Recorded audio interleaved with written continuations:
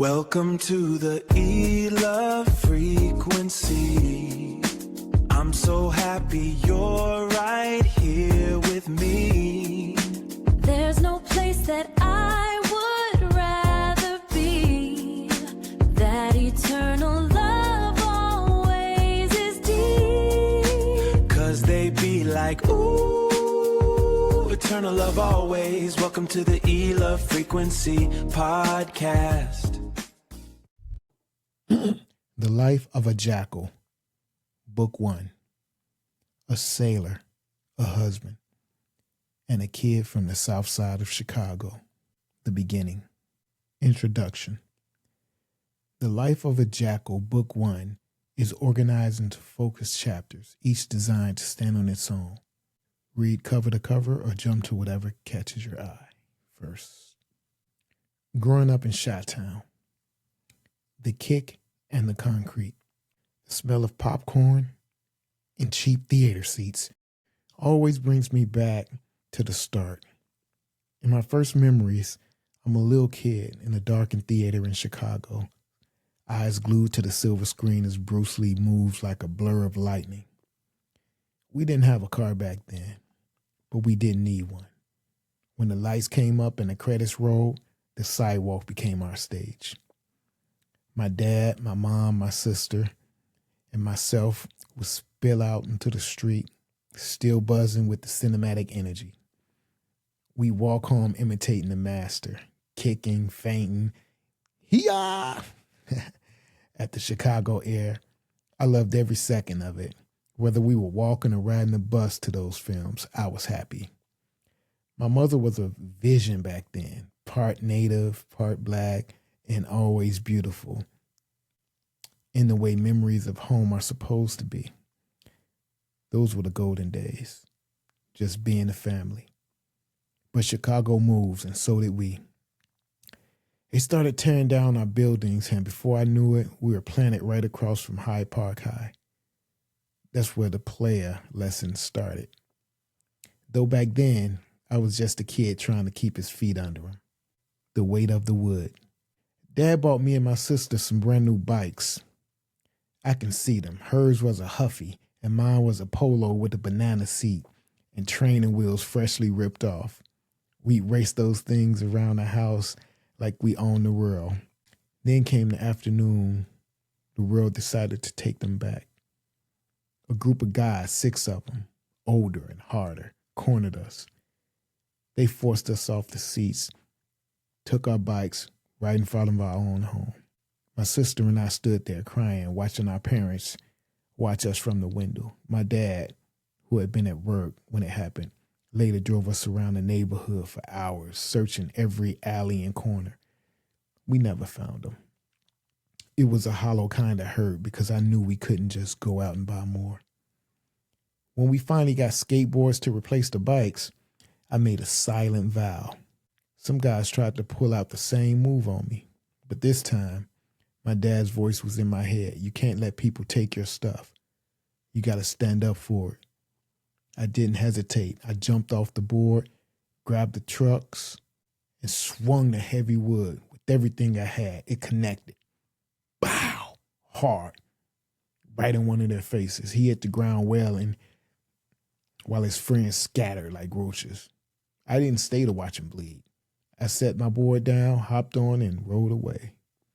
That was the last time, as a kid, I let anybody take something from me. Red bones and 8-tracks. Family life was a strange mix of rituals and chaos. Sundays were for the West Side. Riding in the back of my dad's car with baseball, play-by-plays crackling on the radio. And since we were going to the West Side, of course it was the Cubs. I hated going to my grandmother's house. It always smelled heavy, not the sweet scent of baking, but thick, pungent steam of greens and chitlins. It clung to the walls. We eventually settled at 63rd and Kimbach on the south side. Christmas there was a military operation. We were sent to bed at 8 sharp so we could be woken up at midnight to open the real present, the toy. We'd leave the clothes for the morning. My sister and I would rip into our walkie-talkies and go on missions through the dark house, the Jackson 5, Christmas carols spinning on the 8-track. I saw Mama kissing Santa Claus underneath. Yeah, the tree lights making the poverty look like a masterpiece. It wasn't always a holiday, though. My sister used to come home from Dumas school crying. She was light-skinned, and the kids put her through a hell for it. They called her Redbone or white girl back then in those streets. Being light wasn't a badge of honor. It was a target. We fought like cats and dogs, too. I remember the time she sliced my hot dog and seasoned it with cigarette ashes. My parents didn't believe me at first and made me eat half of it. When they finally realized I wasn't lying, she got a whooping. She probably still remember that. The art of the hustle. By the time I hit my teens, I was small for my age, but I was observant. While other kids were eyeing the drug game, I was eyeing the exit. I learned to jog through the park from King Drive past Cottage Grove, Stony Island, all the way to Hyde Park. It's the high school I went to. I majored in art. It was not easy in those days. There was something about creating that kept me centered. I once spent weeks on a life-size sculpture of a red ninja, like from the shoulders up, mask and all. I gave it to my Aunt Esther. She was the aunt I gave it to, but the aunt we called the fun aunt was Yvonne. Now she threw the parties where the air was thick with joint smoke and laughter. My real education was in the lunchroom. I became a lunchroom monitor in Chicago High School, Hyde Park. The cafeteria is the seat of power. I kept the line in check. Suddenly I had clout. People tried to bribe me just to get in the front of the line. I got tight with the jocks and the heavyweights, guys like Charlie, who you'll hear about later. In Chicago, you wore your colors and your affiliations on your hat. Left or right. I always tilted my hat to the right, not because of a gang, but because I liked the way it looked. I was caught between worlds. Some of my family, like Junior and Ann, were high up in the gang life, while my school friends, they were on the opposite side, on the opposite gang. I walked the middle line, a ninja in a red mask, figuring out who I was supposed to be, although the mask was red. The idol and the choice. Then came LL Cool J. When I need love drop, I found my blueprint. LL was everything. Hardcore enough to run the streets, softcore enough to get the girls. When I'm Bad came out, I studied that video like it was scripture. I could do every move. My hat tilted like a Sharks fan. My hat's tilted like a Sharks fan. I'm bad. I respected the lyricism of Kool Moe Dee, though. Man, he really did kill it with that alphabetical flow. The intellect of KRS won, but LL was the image, though. The crossroads came in my junior year. My friend Boo, who was also into like LL, was in the military, and he convinced me to sign a delayed entry contract and the buddy program. I was also in the work study program, going to class until 10 a.m., then headed to a job. People say you have to sell drugs to survive in the city. Ludacris said it best. And I'm gonna give it to you straight, and I'm gonna tell it like it is. I had the connections. I had the heavyweight friends. I could have been on the corner, but I chose the work industry over the drug industry. While my peers were counting bags, I was learning how to do taxes and playing Keystone Capers and Jordan versus Bird on my gaming console. I had every game. Galaga, Donkey Kong, Pitfall, Frogger. Those were the days. My girlfriend, who you'll hear about a little later, we had good times and fierce fights. She bossed me around, I feel like, which drove me crazy, but probably helped. Later, I landed a job at the well-known tuxedo place, Genghis. I wasn't a player yet, not in the way people think. I was just a kid from Kimbark who had learned that if you swing your skateboard hard enough, you can clear a path to a different life. Get a job or sell drugs or rob. The art of the sale. Where I grew up, the story was always the same. If you wanted a pocket full of dead presidents, you had to stand on a corner and move weight. That was the myth, the legend, the neighborhood gospel. But I never bought into that. I'm going to give it to you straight. Selling drugs is a choice, not a destiny. I looked at the guys on the block and saw a lot of risk for a lot of headache. I knew I had the gift to gab, but I wasn't about to waste it on a hustle that came with handcuffs attached. If I was going to hustle, I was going to do it in the light. The work-study advantage. While other kids was falling asleep in sixth period history, I was in a work-study program, learning how to file taxes, handle paperwork, and navigate the professional world. It felt like having a cheat code. My life wasn't about the drug trade. It was about the trade, period. I had a military recruiter calling my house like a bill collector, so I signed a delayed entry program just to get some peace. But my heart wasn't in the uniform. It was in the storefront, the counter, the pitch, the clothes. I didn't want to fight a war. I wanted to win a sale. The Silo sting. My first real gig was at Silo, the Best Buy of its era. Neon lights, electronics everywhere, the smell of new plastic and possibility. I started in small electronics, and that's why I saw a future. A Walkman so small, it was barely bigger than the cassettes it held. And it could record straight from the radio, high-tech magic. $400, pure wow. People would come in just to stare at them, and that's why I learned something important. If you can explain a product in a way that makes somebody feel they're stepping into the future, you already made the sale. I became that guy. The one who could break down defenses, paint the picture, make you feel like you needed it, even if you didn't walk in for it. To this day, I still remember the awe I felt looking at those things. They were high tech, retailing for about $400, a fortune back then. In the beginning, the security was lax. They didn't search us when we clocked out. Then they started checking bags, but they weren't checking us. Me and the crew at the shop started walking out with these micro recorders tucked in our pants. I'd take them to school the next day and flip them for like $50 or $100 a pop. I wasn't just a kid who could rap anymore. I was the guy who could get you the gear. My popularity skyrocketed, fueled by the thrill of the come up and the weight of those tiny silver machines in my pocket. Eventually, Silo went out of business, so I don't know if it was because we were bleeding them dry of inventory or just bad management.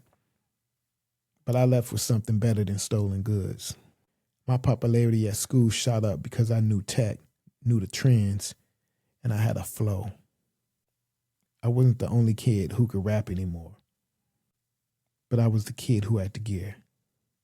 Silo eventually went out of business, but I walked out with something better than a paycheck. I walked out a salesman. I got promoted from small electronics to the big three: TVs, refrigerators, and washing machines.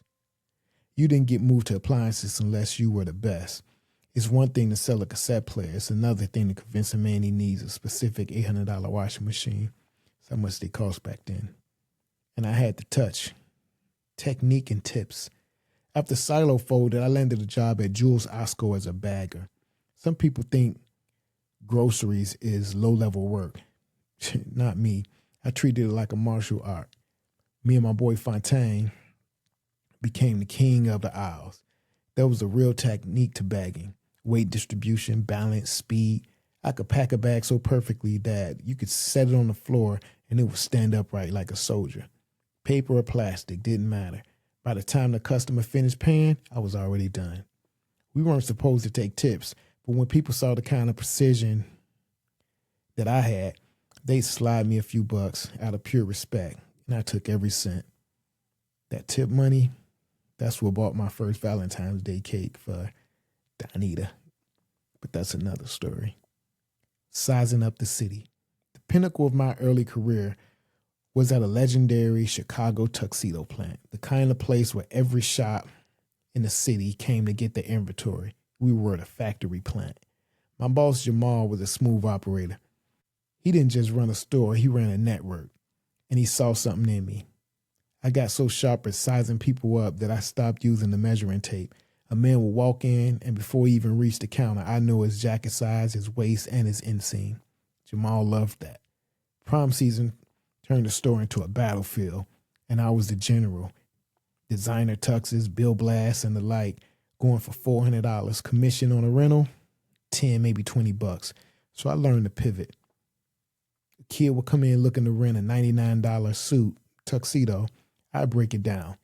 $99 for a night, plus a late fee, another $25. Shoes, studs, cummerbund, gloves. You're at $200 just to borrow a suit. Then I lean in. Or you can buy this used gear, and it's the designer tux for $150. I'll throw in the studs and the cufflinks, discount the cummerbund. You walk out for $160. You own it. They ate that up every single time. Because the truth is simple. Whether it's a $50 gadget or a $100, $160 tuxedo, the game never changes. Know your product, know your person, and never let a lead walk out empty-handed. I didn't need a corner. I didn't need a crew. I didn't need a single vial of anything. I had the gift of the sale, and that was enough to build an empire. Closing reflection, older, wiser, and looking back. Looking back now, I can see exactly how those years were shaping me. I wasn't just learning how to sell things. I was learning how to read people, how to move with intention, how to stay sharp in rooms where nobody was going to hand me anything. Every job taught me something different. Silo taught me curiosity, the thrill of new technology, the art of explaining something in a way that made people feel like they were stepping into the future. Jules taught me something, discipline, the precision, the speed, the pride in doing even the smallest job with excellence.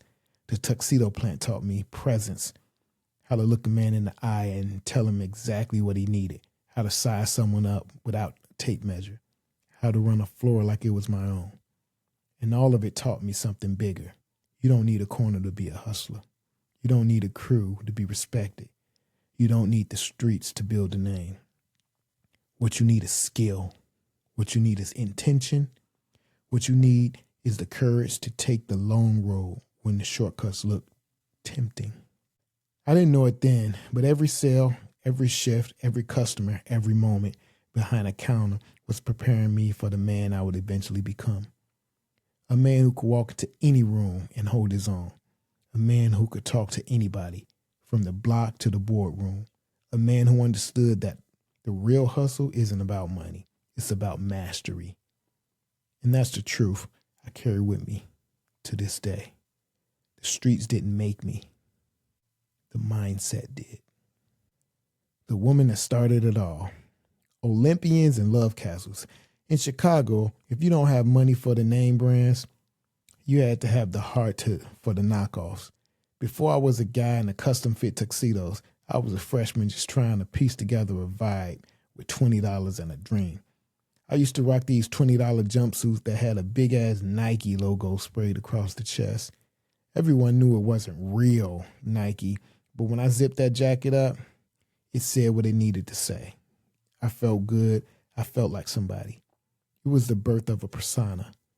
Learning that style isn't about how much you spend, but how you carry the weight of what you're wearing, the Olympian flow. When Run DMC hit the scene, they changed the DNA of the streets with their Adidas. Back then, I couldn't afford no 3 stripes. All I could afford were the Olympians from Payless. They were the budget being heroes of the footwear world.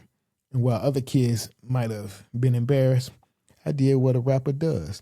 I took my reality and I made it sound like royalty. I used to walk through the halls of High Park Career Academy dropping a verse that I still carry in my head to this day.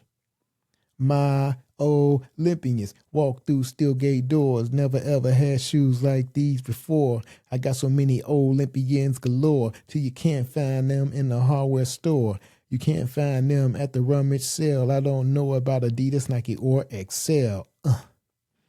My Olympians are bad and comfortable too. They don't cost $100. They're just $22. So when you see me on the streets with my Olympians on, bow before me and say you love my song. And then the next time you go to the store, my friend, you better not get Adidas. You get Olympians. Man, that was hot. You couldn't tell me nothing. I told people straight up, don't get Adidas and get you some Olympians. I was selling a lifestyle before I had the bank account to back it up. That's the first rule of being a player. You have to believe your own hype before anyone else will. You have to take things and make it look like it's what's hot because you're so confident in it. 45s and kung fu fighting. My musical education started with 3 records. These were the first pieces of wax I ever earned or owned. And they told the story of who I was becoming. The first one was, everybody was kung fu fighting. Yeah. Those kids were fast as lightning. In fact, was a little bit frightening. But it comes with expert timing. Whoa, whoa, whoa. Yeah. It took me right back to those Bruce Lee moves with my dad. Those kids were fast as lightning. And y'all know it. The second one was 99 and a half won't do. A part of you just ain't enough. 99 and a half won't do. Man, y'all remember that from the Breakin' soundtrack?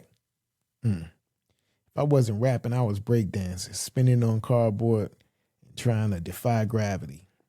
That was and the third one, you are the sunshine. You are the sunshine in my life. You are the sunshine.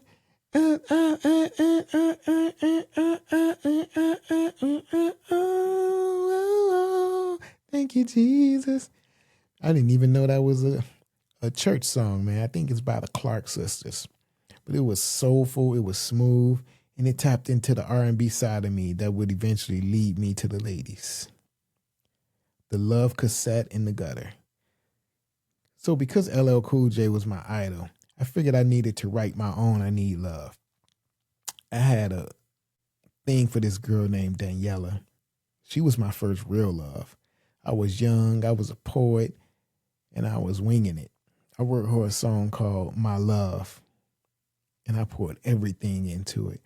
I compared my love to birds that fly way up above. So it went a little like, my love is like a loon, an owl, a vulture, an eagle soaring through the air in its own culture. My love for a girl would never change.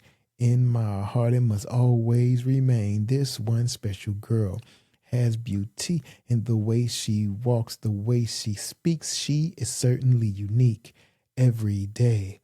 In my heart and in her own way. Some people say they feel love in the back of the heart, but when I look back there, it's too damn dark. But I got this girl in the front this time, so when I look down, I can see she's mine.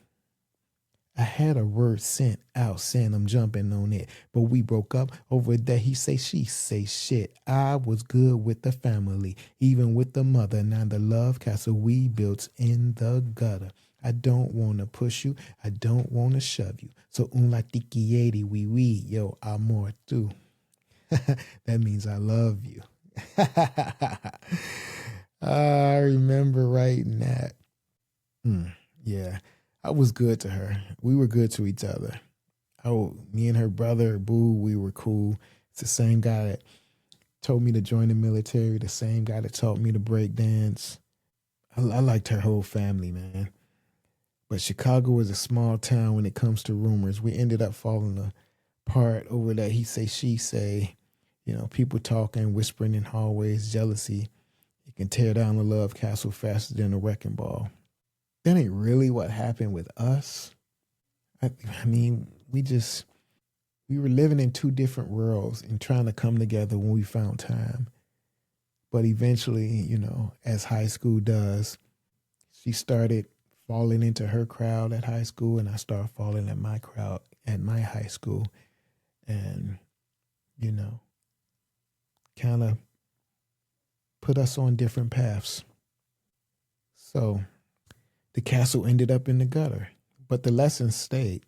The streets can take your bike, they can take your girl, and they can take your peace of mind if you let them, but they can't take your flow.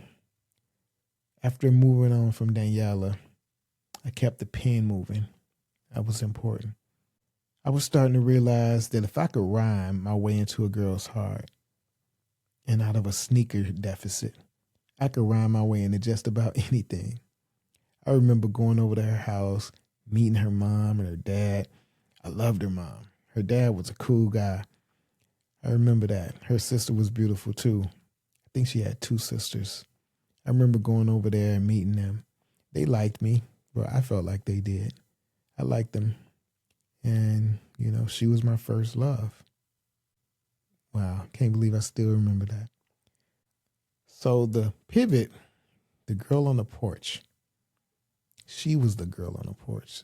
The pivot from me being a kid in a spray-painted jumpsuit to a man with the plan usually starts with a spark. For me, the spark was ignited on the next block over. So in a house filled with the sound of spinning cardboard and the energy of the streets. That's where I met Boo and Jerry, his sister. The house had caught fire, and while the city was putting their home back together, they moved into an apartment on the next block over from us. Him, his brother Charlie, they all used to break dance, and they were really, really good at it. And they brought a whole different vibe to the neighborhood. Boo, whose real name was Aaron, was an older mentor figure who eventually pushed me towards the military. But his sister Jerry, she became an anchor. She was a tomboy back then with an understated beauty I didn't even recognize yet. We were just 2 kids running the same concrete. Then came the cousin, Daniela, the all-nighter. They called her Titi back then. When Boo's family finally moved back into their remodeled house, I started spending nights over there. It was a hub for all the kids. I feel like mattresses on the floor, movies on the TV, and Jerry's favorite, Prince, and the constant hum of a dozen teenagers trying to figure their way. So one night, the house finally went quiet. Everyone had crashed downstairs. The flickering blue light of the TV fading into the background. I found myself upstairs in the dark with Daniela. We weren't doing anything back then. I was still a freshman or sophomore or something like that. And the physical game wasn't on my radar yet. We just talked, laughed, and had fun and enjoyed each other's company. We talked through the shadows, through the quiet of the remodeled house, until the sun started to peek through the windows. We swapped numbers, and just like that, the map of the world expanded to 95th and LaSalle. That's where she lived. A 3-mile sprint. So Daniela lived a world away on 95th. I lived on 5th. She lived on 95th and Wentworth. I lived on 59th and King Drive. Oh, that was a long way when you didn't have a car. I was a student at Hyde Park Career Academy, and my daily commute became my training ground. I get out of school on 63rd and Stony Island and head north. Some days I walk. Most days I find my rhythm. I run from 58th and Stony all the way back to 58th and King Drive. The path took me right through the park, past the University of Illinois. It was a beautiful stretch of Chicago where people like the Obamas would eventually make history. I jogged those 3 miles, not because I was trying to be an athlete, but because I had the energy to burn with the destination in mind. It felt like a marathon back then. My lungs burning in Chicago air, but I didn't care. I was running toward a life that felt bigger than the one I'd been given. I used to love seeing different parts of the city. The vision on the stairs. So the day finally came when Daniela was supposed to meet me at my house on 59th and King Drive. It was the first time we were going to be truly alone. No Boo, no Jerry, no remodeled house full of sleeping cousins, just us. I was officially shy back then, a far cry from the confident man I am today. I remember coming off my jog, cooling down as I walked through the tennis courts directly across the street from my house. I looked up and my heart nearly skipped a beat. There she was. She was already standing on the porch, a vision of beauty leaning against the railing, waiting for me. In my head, I was thinking, oh man, she's actually here. We had never officially dated, a fact that still stings a bit when I look back. And we never had a real relationship in a traditional sense. We just liked each other with the purity that's hard to find once you get older and go through the grind. I walked across the street trying to keep my breathing steady after my run, my excitement vibrating under my skin. I led her inside the heavy Chicago door closing behind us. That afternoon was supposed to be the start of everything. I was just a kid in the park, worn pair of shoes, but at the moment, walking into that house with Daniela, I felt like I finally had the world by the tail. The index card and the latch. The apartments in Chicago had a specific geography. Front doors, back doors, and long echoing hallways that felt like they stretched for miles. By the time we landed on King Drive, the house felt quieter. My sister had moved out, or was at least a ghost in the apartment, spending her weekends at my uncle's place where the parties never seemed to stop. That left me with the 3-bedroom apartment, a head full of schemes, and a newfound mastery over the physics of a lock. My mother's room was a fortress. It had 2 ways in, one door off the main hallway by the front entrance and my mom's, and another led through the bathroom towards the dining room. My mom was she was serious about her privacy. She had a combination lock on the bathroom entrance and a heavy hook and eye latch on the hallway door. But she always had movies. Stacked in her room was a treasure trove of VHS tapes. All the Bruce Lee classics, martial arts flick I craved. I spent hours studying the hallway door until I figured out the hack. I'd take a simple index card, slide it into the crack of the door, and maneuver it until I could flick the hook upward and out the latch. To lock it back up, I just reversed the process. Slide the card in, let the hook drop, and pull the card out.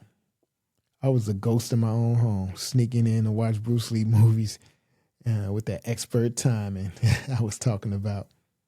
The fortress became a sanctuary. The day Daniela came over, the plan was already in motion. I knew my mother was heading to the movies after work, giving us a rare window of absolute silence. I didn't take Daniela to my room. I took her to my hidden fortress, the forbidden territory, the master bedroom. We laid across my mom's bed, the glow of the TV flickering against the walls as the movie played in the background. It was supposed to be the perfect setup. We started kissing, and for a freshman who was still more poet than player, it felt like the world was shifting. My head was battlefield of 2 different voices. One was screaming, "This is it. I'm going all the way. This is the moment." But the other voice, the one that knew exactly what time my mother's shift ended and how long a movie lasted, was louder. "When is my mom coming home? Is that the front door? Man, how long has it been? What time is it?" The paranoia was a cold bucket of water. Every floorboard creak sounded like a key in the lock. I was so caught up in the what if that I couldn't lean into the what is. We stayed there until the dark and the sun went down, wrapped up in each other, but held back by a shadow at the front door. Looking back, that was the irony of it. I had learned how to pick a lock with an index card, but I hadn't learned how to unlock the confidence to take what I want or to go for what I wanted when the moment was right. We were just 2 kids smooching in a dark room, I guess, waiting for a mother who hadn't arrived yet and a future I was still trying to figure out how to navigate. It was a love castle built on a ticking clock. And as the room grew darker, I realized that being a player was going to require a lot more than just a fast tongue and a steady hand with the latch. A 2-mile watch. The sun had long since tucked itself behind the Chicago skyline. leaving my city in that deep electric blue that signaled the streets were officially open for business. You know, the type of business that I didn't want to do. My mom still wasn't home, and the heavy silence of the apartment started to feel like a courtroom. Daniela and I finally pulled ourselves off the bed and prepared for the trek. She had to get back to 95th Street, which meant a 2-mile walk to the train station at 63rd and State. Now, in some cities, a 2-mile walk at night is a nature stroll. In Chicago, it's a tactical maneuver. We weren't walking through a park. We were walking through the hood, moving through the pockets of territory where the wrong look or the wrong colors could end your night real quick. Peripheral vision. As we walked, I played the part of the smooth, attentive date. I kept the conversation flowing, laughing and talking like I didn't have a care in the world. But that was just the surface. Underneath, my senses were dialed to 10. My peripheral vision was locked on every shadow, every passing car, and every group of guys congregating on the corners. In this city, you learn early. You keep your lady in the conversation, but you keep your eyes on the movement. It's a specialized kind of walk. Acting like you're relaxed while your mind is mapping every exit and every threat. We made it to the Dan Ryan Expressway, and I saw her safely on the platform. She was headed back to a nice area near 95th, a place of houses and quiet streets near Evergreen Plaza. But the bridge between my world and hers was a gauntlet. But I was proud to walk for her. And with her, the forward friend and the secret crush. Looking back, that afternoon in the dark room was the closest Daniela and I ever got in our younger days. After that, her house was always crowded. There was always a cousin, a friend, a parent lurking in the background. The rhythm changed. She started high school, picked up a boyfriend, and the love castle we started to build just sort of drifted into the fog. I was still shy, still holding my cards too close to my vest. I wasn't giving her the strong indicators she probably needed to see. So she did what any smart girl does. She moved forward. Meanwhile, her best friend started making moves. She was the opposite of Daniela, forward, bold, and clear about what she wanted. She'd invite me over to her crib, and the energy was just there. But my heart was still stuck on what if with Daniela. I kept it friendly, but I kept my crush secret, tucked away like a song I wasn't ready to release yet. The transformation of Jerry. And then there was Jerry. Back in the day, Jerry was my homie, the tomboy who could break dance and hang out with the guys. I didn't see the vision then, but Chicago has a way of growing people up fast. After I did my time in the military and circled back to the city around 96, I ran into her again. The tomboy was gone. In her place stood a woman who was quite literally breathtaking, model ready. The kind of beauty that makes you forget your own name for a second. I stood there looking at her, kicking myself internally thinking, man, she was right there the whole time. We had this incredible foundation of friendship, but I did what young men often do when they're hit with that kind of beauty. I said something stupid probably. I let the player talk get in the way of a real bond and ended up scratching the finish on a friendship that had survived the streets and the years. It was another lesson in the game. Sometimes you're so busy looking at the gorgeous girl across town that you miss the masterpiece standing right next to you on the cardboard. By the time I realized what Jerry had become, the music had already changed. The first flame and the bitter regret. As I said, Chicago in the mid-90s was a different world. When I came back from the military and saw Jerry again, it wasn't just a physical transformation that struck me. It was this distance that had grown between us. Our worlds had changed. I got the vibe back. I got the vibe that she was exclusively dating white men. Now, I'm not one to talk. I've always just been into beautiful women, period. Black, white.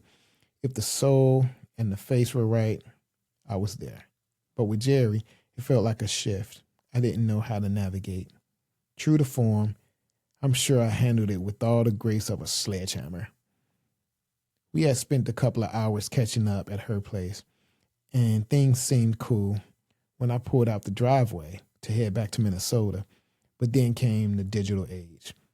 I probably hopped on Facebook and let something stupid fly out of my mouth. One of those comments you can't take back once it hit the feed. And she probably blocked me. And it's a regret I still carry, especially because I don't even remember what I did that was so stupid, but I know I did it. We had a foundation built on years of concrete and breakdancing, and I let a moment of idiocracy crack the finish. The architect of a crush. Before I ever earned the title of a player, and by saying player, just so everybody knows, I want to get this out the way. When I say player, it means a person who plays the game of life and tries to play the game to his benefit to get the best outcome he possibly can. So being a player to me has little to do with women, but more to do with playing the game of life to your advantage. Not taking advantage of people, but taking advantage of situations in life to try to make you and the people around you better people and more advantageous with regard to the direction you're moving in your life. So there was Crystal back on Kimbark and my cousin Veronica's friend. I don't remember her name. I made a song for her too. Can't remember the name. Oh, No Two Are Montague. That's the name of the song. No two are Montague, but as well as I. I don't remember the words to that, but I'm pretty sure I got it in one of my rhyme notebooks that I still have. Yeah, I like those girls, but they were flickers. We spend the day together and then the wind would change. But Daniela was different. If we're being real, Danita was my first official girlfriend, but Daniela was the first person I truly loved. It wasn't just that she was cute. It was a weight in my chest, a feeling that went deeper than the surface. She was the one I really, really wanted a real life with. Evergreen Plaza nights. I remember one of those peak Chicago nights when my best friend Fontaine Terrell and I linked up with Daniela and her friend Melinda. Remember the best friend I told you about? Her name was Melinda. Melinda's still cool to this day. I see her on Facebook. She teaches dance now. So yeah, we all headed out to the movies at Evergreen Plaza. That mall was the spot. I don't even remember the seating chart or who was officially with who, or if we just all went that night. All I remember is the vibe. We were young, we were out, and I was sitting near the one girl who made all the noise in the streets feel like background music. It was simple, it was fun, and it was the kind of night you wish you could bottle up. But high school has a way of complicating the simple. The transition from secret crush era to real relationship era was right around the corner, and her name was Danita. If Daniela was a dream, Danita was the reality, and the reality in Chicago was never quiet. Danita, the Spencer jacket and the yellow dress. If Daniela was the dream that floated away, Danita was the reality that hit like a Chicago winter, sharp, intense, and leaving you changed forever. She was the one who eventually ruined me. But in the beginning, she was just the girl at the bus stop. The girl at the bus stop, the birth of a strategy. There are moments in a man's life that don't announce themselves. No drum roll, no spotlight, just a quiet shift in the air that you and only you recognize years later. When you've lived long enough life to understand what was really happening, Danita was one of those moments. Older me can see it clearly. The way she walked into my story wasn't random. It wasn't a test, a spark, a mirror, a lesson wrapped in the yellow dress, and a fire that could warm or burn, depending on how you approach it. Back then, I was just a young man on the South Side moving through a world with instinct instead of insight, swagger instead of strategy. I didn't know I was being shaped. I didn't know I was learning the early architecture of presence, timing, and emotional control. The foundations of what would be, or what I would one day call, player psychology. All I knew was this. I saw her before she saw me. The bus stop moment. Young me is walking down the block, the tail end of summer. That Chicago heat still hanging on. That kind of makes the air feel thick and the days feel longer than they are. I see her before I even know her name. She's stepping onto the bus. Back then, everybody took the bus. The bus was crowded. The bus was the place to be because everybody was on the bus, laughing, talking with their clique. And I just see her. And she's sitting down with this guy, and I see she's trying to talk to him, get his attention. And he's just looking away, and he's very annoyed. Like he don't want to be talking to her. And I just didn't understand how you can have a woman so beautiful next to you and ignore her like that. And she came to her stop on the bus, and it looked like they had just broken up. And all I could say to myself was, he's slipping. You know what? That's going to be me right there. Meaning her. That's going to be all me. Watch. Not even out of ego. Not out of competition.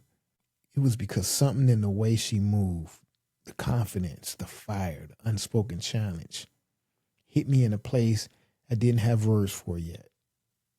That was the first spark. Remember I told y'all about that work-study program? The universe makes it smooth. Older me knows timing is everything. You don't chase. You position. You let the moment come to you. And that's exactly what happened. Senior year starts. And who walks into my work-study class? Donita. Same girl from the bus stop. The same girl who didn't get a goodbye kiss. The same girl I told myself I was going to get.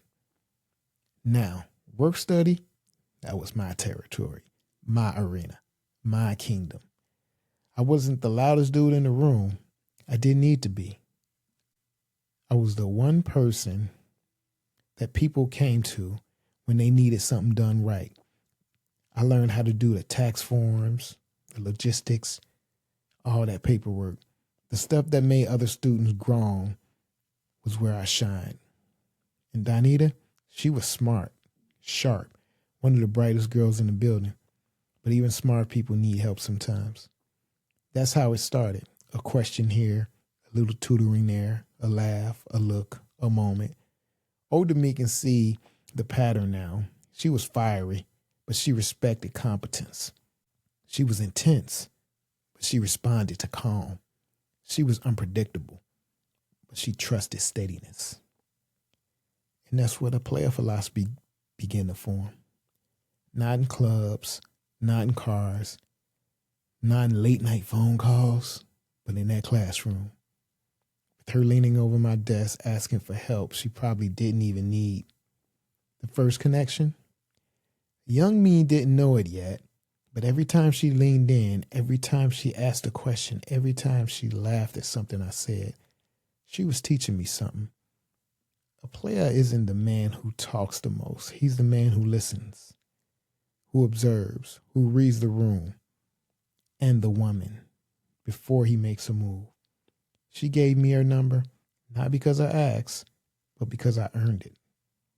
Older me can admit this now. There's a difference between chasing a woman and attracting a woman. One drains you, the other builds you. With Donita, I wasn't chasing. I was becoming. The day off. There's always a moment in young love where energy shifts, where the connections stop being casual and becomes something else. Something charged. Something that makes the air feel different. For us, it was the day off. Young me remembers it vividly. The way she walked into my house like she belonged there. The way the sunlight hit her hair. The way the fire softened just enough for me to see the girl underneath the attitude. We laughed, we talked, we played around. We fell asleep. That was the first time I realized intimacy isn't always physical. Sometimes it's quiet. The closeness, the comfort, the way someone fits into your space without trying. That day didn't make me a player, but it planted the seed. The fire in her. Donita wasn't soft. She wasn't easy. She wasn't the type of girl who would let you coast. She was fire. Beautiful, bright, unpredictable fire. Older me understands now. A fiery woman forces you to grow. She tests your patience. She sharpens your instincts. She teaches you the difference between reacting and responding. Young me didn't have the wisdom yet, but I felt the pull, the challenge, the spark. She could go from laughing to heated in a heartbeat. She could make you feel like the only man in the world and then make you question everything you thought you knew. And that's exactly why she mattered. Because a player isn't shaped by easy moments. He's shaped by the ones that force him to step up. The prom season approaches. Older me can see the symbolism now. Prom wasn't just a dance. It was a stage, a test, a moment where image, presence, timing, and confidence all collided. Young me didn't know all that, but I felt it. Prom season hit, and everything started moving fast. The tuxedo shop hustle, the money stacking, the class ring, the plan, the pressure, the expectations. And Donita, she was right in the center of it. Prom wasn't just a night. It was the next chapter in the story of how I became who I am. Let's save the prom for the next chapter of me reading. So, the next time I come back, we'll start it at the prom. We'll call that section 2 because the prom is on chapter 5, but we'll call it section 2. So thank you for listening, and you can move on to section 2 if you're ready, or you can take a break. And keep this in mind, please. In no words, in all ways, your foundation is eternal love always. Subscribe and like if you peep me. Hit the notification bell if you wanna see me next time I'm on the frequency. Yeah.